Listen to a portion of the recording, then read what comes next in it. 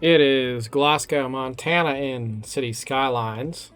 Thought I'd pop in and show you the progress on the game since last time. Looks like we have a little bit of rubble here. Something burned down. That's terrible. Park Plaza burned down. Oh well. In any case, my friends, this is one of my favorite games, and I would say also one of my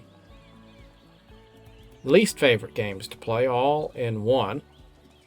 And the reason for that is just because it's it's kind of boring.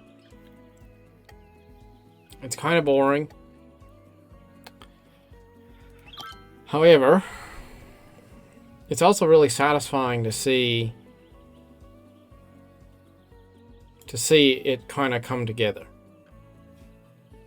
And it's amazing how much you can do in City Skylines. So, we started off by creating the street grid for Glasgow, Montana, which is remarkably true to life, I'm going to tell you.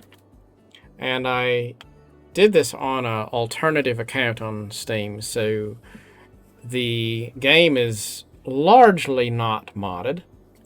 Very few mods at work here. About the only mods we're really using are a few custom buildings, like this Albertsons here, and the Dairy Queen and O'Reilly's there, McDonald's. Just a few of the buildings that reflect brands which are actually in Glasgow, Montana. I did want to download a few key assets just for the purpose of creating a little bit more realism. But I didn't want to break the game either. And then we have a few mods in place for well, let's see. I wonder if I can just go in there and take a look. Options, mods. Yeah, so what we have there, we have Harmony, Rico, Advanced, building level controls, Find It, landscaping tools. That's about it. Like, we don't even really have the Move It mod, I don't think. Yeah, I don't think I... No, do I? I don't think I do. Don't think I have the Move It mod active right now. Anyway, made it as lightly modded as possible, just for the purpose of creating a game that's true to the spirit of playing City Skylines, largely the way the devs designed for it to be played.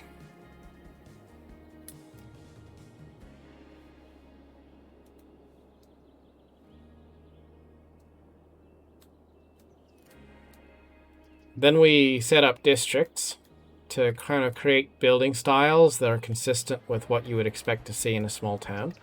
And the best way to do that with the tools in the Skylines toolbox is to set Eastern Suburbia as the building style for the residential areas. And then in the downtown area, we picked the eco-friendly style, which was...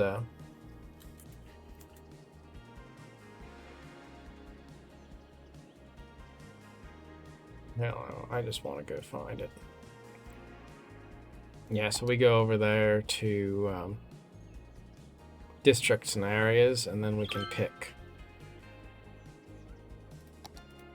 business specializations. That's what it is.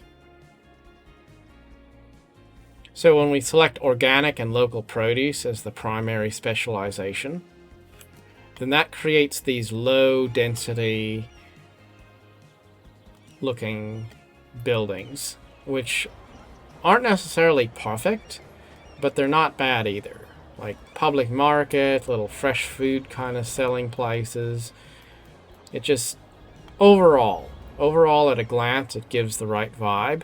And then I added a bunch of these parking lots. The parking lots, which are it's a download from the workshop, but these parking lots really help add to the sense of sparsity. Because if you look at a small town, you're going to find you see a lot of parking lots, a lot of empty space between buildings. You don't have wall-to-wall buildings in a small town. Even a downtown area, got plenty of places for cars to park, usually off the street, in an alley or behind the main road. So we kind of wanted to create that feel, and I think it worked out pretty well. And then the final phase, which is what I'm doing now, is just kind of going through one city block at a time, adding a lot of trees and flora, because that really does a lot to give you a sense of just realism at a glance. And it's not that it's necessarily perfect. Like, I don't worry too much about being super realistic in the way I plant the trees or anything. It's just when you look at a building, when you look at the buildings in a town from a distance, you don't see a lot of open lines of sight. You have a lot of broken lines of sight. Maybe it's not big trees, but it's something. It's bushes, it's a fence, it's something that divides up the land so that you kind of just see the property that you're on or adjacent to. And I think with a lot of towns, foliage and open spaces, even in cities, are what define the uniqueness of that urban space. So I think you can't ever really go wrong with just planting trees and foliage and having some fun with it. Just paint them out there and let it be what it is. I kind of pick whatever random tree or bush I see that kind of pops out and looks cool in the moment. And I tend to go a little bit overkill with it, because I like to see a lot of trees. I think it looks nice. And I think at a really high level, it does contribute to the sense of realism. It also sort of conceals some of the things that make the game look like a game. Like these edges where the grass turns to dirt, it just doesn't really look exactly like real life. It looks a little bit crude, I guess.